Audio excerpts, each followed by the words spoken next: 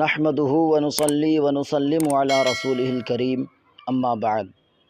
معزز سامعین، آج ہم ایک ایسے دن کی یاد منا رہے ہیں جو نہ صرف ہمارے ملک کی تاریخ میں ایک سنگ میل ہے بلکہ ہمارے دلوں میں وطن سے محبت کا جذبہ مزید بڑھا دیتا ہے۔ جی ہاں، میں بات کر رہا ہوں 26 جنوری کی، جو ہندوستان کے یوم جمہوریہ کے طور پر منایا جاتا ہے۔ یہ وہ دن ہے جب ہمارا ملک آزادی کے بعد اپنے دستور کو اپنانے کے لیے تیار ہوا۔ 26 جنوری 1950 کو ہندوستان نے اپنی جمہوریت کا آغاز کیا اور دنیا کے سامنے یہ اعلان کیا کہ ہمارا ملک نہ صرف آزاد ہے بلکہ اب ایک خود مختار جمہوریہ بھی ہے۔ یہ دن ہمیں اپنے اس عزم کو یاد دلاتا ہے کہ ہم نے غلامی کی زنجیروں کو توڑ کر اپنے وطن کو ایک ایسا آئین دیا جو انصاف، مساوات اور آزادی کی ضمانت دیتا ہے۔ سامعین، جب ہم 26 جنوری کی بات کرتے ہیں تو ہمارے ذہن میں ان لاکھوں قربانیوں کی یاد تازہ ہو جاتی ہے جو ہمارے آباء و اجداد نے دی تھیں، ان مجاہدین آزادی کو سلام جنہوں نے اپنے خون سے اس مٹی کو سینچا اور اپنی جانیں قربان کر کے ہمیں یہ دن دیکھنے کا موقع دیا۔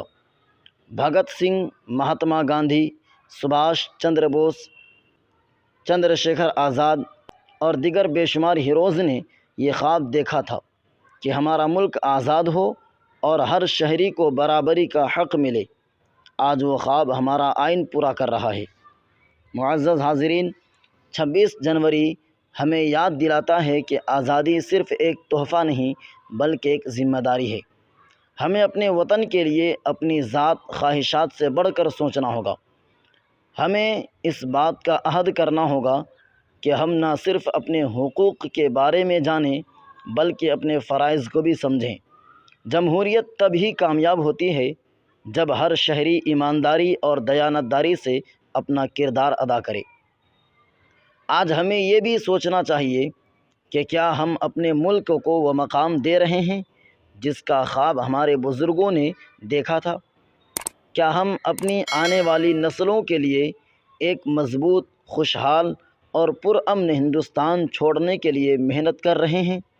یہ سوالات ہمیں خود سے کرنے ہوں گے کیونکہ یہی 26 جنوری کا پیغام ہے۔